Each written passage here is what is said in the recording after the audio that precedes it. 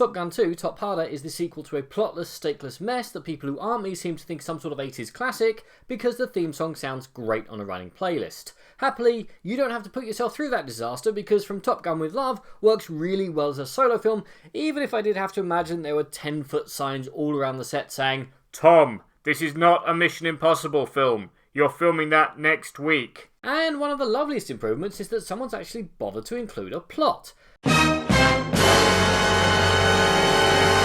Essentially, the enemy, a voiceless, faceless bunch of evil people, have built an evil thing, and the only way to destroy it is to train some pilots to fly some fighters down a canyon, blow something up that's only a few meters across, and then get out of Dodge. Which sounds vaguely familiar now that I write it down. I don't want to force it. I'm sure that memory is out there in a galaxy far, far away a long, long time ago. But bad jokes apart, Tom Cruise seems to have developed a crippling allergy to CGI, which is probably the Mummy's fault, but it does mean that we get some awesome, amazing practical dogfights, which are easily among the best in cinema. I mean, yeah, the characters are a bit flat, you can tell what's going to happen before it does, and despite the fact that our crack team of fighters are fun to be with, there's nothing on the other side of the equation. We never see the enemy, understand what they want or why they want it. For all I know, their evil plan is to make sure Mrs. Brown's Boys never goes off the air.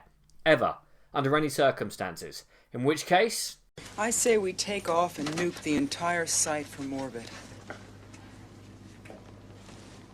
It's the only way to be sure. I mean, the utterly amazing Jennifer Connelly is wasted in an underwritten love interest role which could have been cut, as all it does is slow the film down when I feel the need for speed. Ow! John Hamm is also given nothing to do but play the crusty old dean and shout "Maverick!"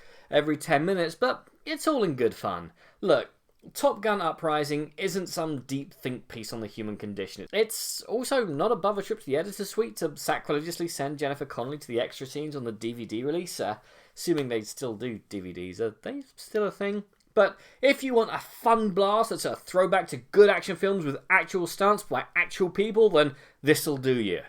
By film, this'll do you. So I definitely think that you should see it. And I have a letterbox now. It's Daniel Miles, and I will be putting films on there that I'll never review on YouTube because I'm lazy.